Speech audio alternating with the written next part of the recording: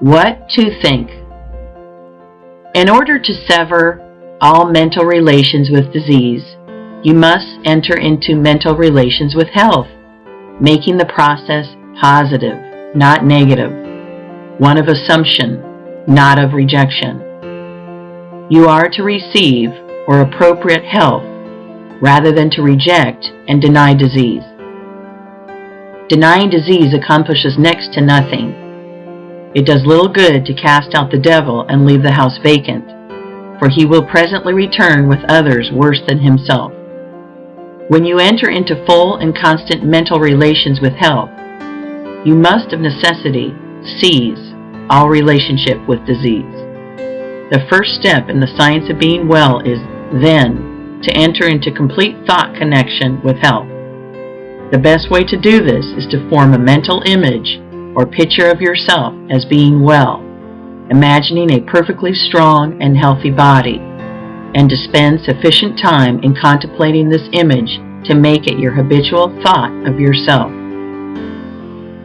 This is not so easy as it sounds. It necessitates the taking of considerable time for meditation, and not all persons have the imaging faculty well enough developed to form a distinct mental picture of themselves in a perfect or idealized body.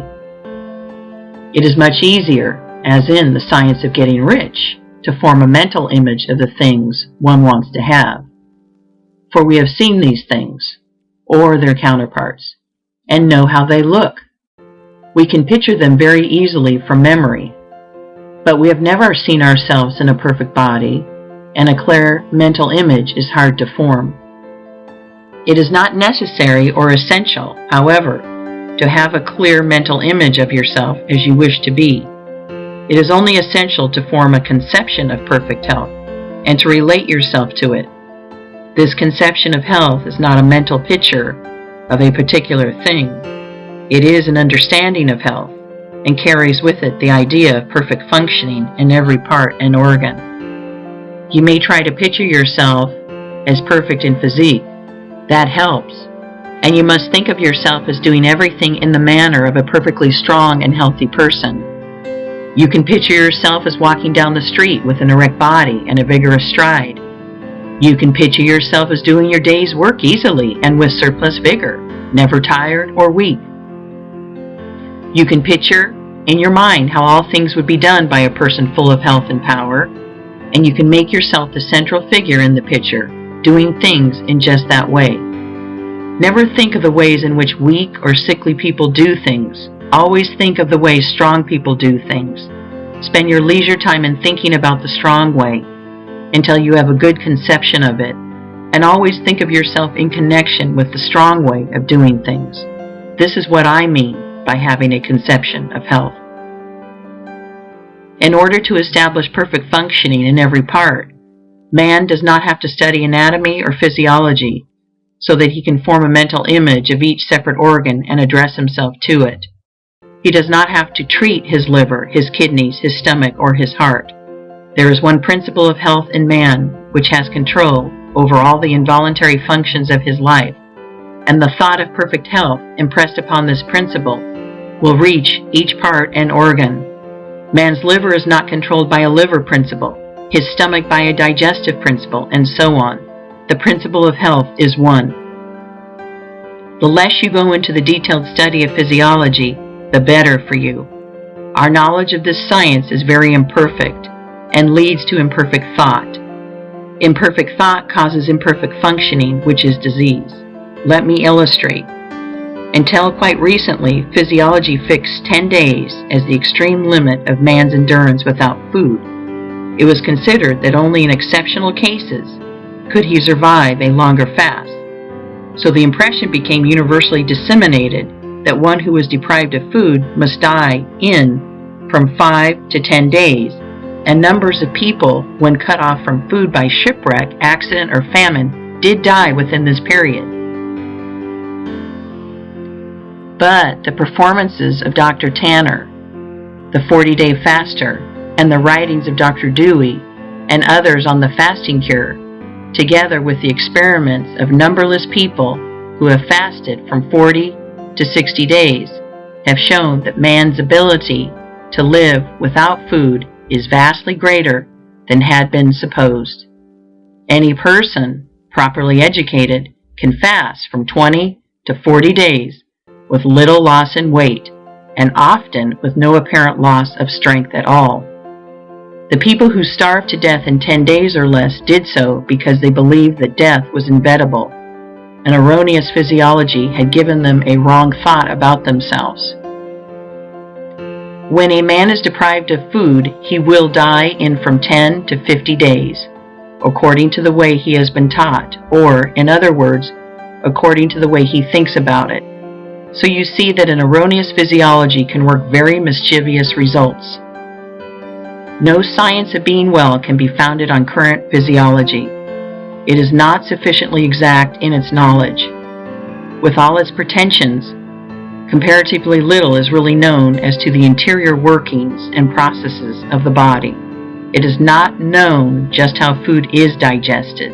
It is not known just what part food plays, if any, in the generation of force. It is not known exactly what the liver, spleen, and pancreas are for, or what part their secretions play in the chemistry of assimilation. On all these and most other points we theorize, but we do not really know. When man begins to study physiology, he enters the domain of theory and disputation. He comes among conflicting opinions, and he is bound to form mistaken ideas concerning himself. These mistaken ideas lead to the thinking of wrong thoughts, and this leads to perverted functioning and disease. All that the most perfect knowledge of physiology could do for man would be to enable him to think only thoughts of perfect health, and to eat, drink, breathe, and sleep in a perfectly healthy way, and this, as we shall show, he can do without studying physiology at all. This, for the most part, is true of all hygiene. There are certain fundamental propositions which we should know, and these will be explained in later chapters. But aside from these propositions, ignore physiology and hygiene. They tend to fill your mind with thoughts of imperfect conditions, and these thoughts will produce the imperfect conditions in your own body. You cannot study any science which recognizes disease if you are to think nothing but health. Drop all investigation as to your present condition, its causes or possible results, and set yourself to the work of forming a conception of health. Think about health and the possibilities of health, of the work that may be done and the pleasures that may be enjoyed in a condition of perfect health. Then make this conception your guide in thinking of yourself. Refuse to entertain for an instant any thought of yourself which is not in harmony with it. When any idea of disease or imperfect functioning enters your mind, cast it out instantly by calling upon a thought which is in harmony with the conception of health. Think of yourself at all times as realizing conception, as being a strong and perfectly healthy personage, and do not harbor a contrary thought. Know that as you think of yourself in unity with this conception, the original substance which permeates and fills the tissues of your body is taking form according to the thought, and know that this intelligent substance or mind stuff will cause function to be performed in such a way that your body will be rebuilt with perfectly healthy cells. The intelligent substance from which all things are made permeates and penetrates all things, and so it is in and through your body. It moves according to its thoughts, and so if you hold only the thoughts of perfectly healthy function, it will cause the movements of perfectly healthy function within you. Hold with persistence to the thought of perfect health in relation to yourself.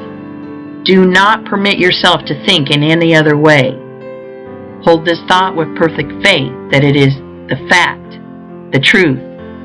It is the truth so far as your mental body is concerned.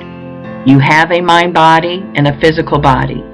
The mind body takes form just as you think of yourself, and any thought which you hold continuously is made visible by the transformation of the physical body into its image. Implanting the thought of perfect functioning in the mind body will, in due time, cause perfect functioning in the physical body.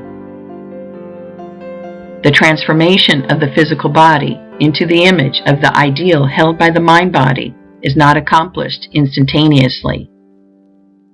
We cannot transfigure our physical bodies as well as Jesus did.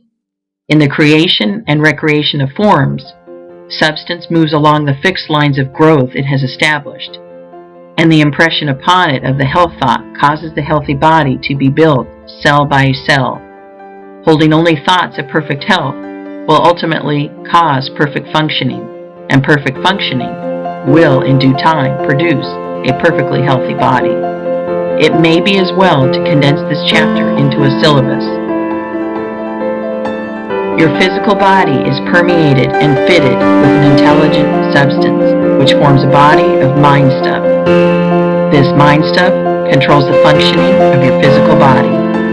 A thought of disease or of imperfect function impressed upon the mind stuff causes disease or imperfect functioning in the physical body. If you are diseased, it is because wrong thoughts have made impressions on this mind stuff. These may have been either your own thoughts or those of your parents. We begin life with many subconscious impressions, both right and wrong. But the natural tendency of all mind is toward health. And if no thoughts are held in the conscious mind save those of health, all internal functioning will come to be performed in a perfectly healthy manner. The power of nature within you is sufficient to overcome all hereditary impression, and if you will learn to control your thoughts so that you shall think only those of health, and if you will perform the voluntary functions of life in a perfectly healthy way, you can certainly be well.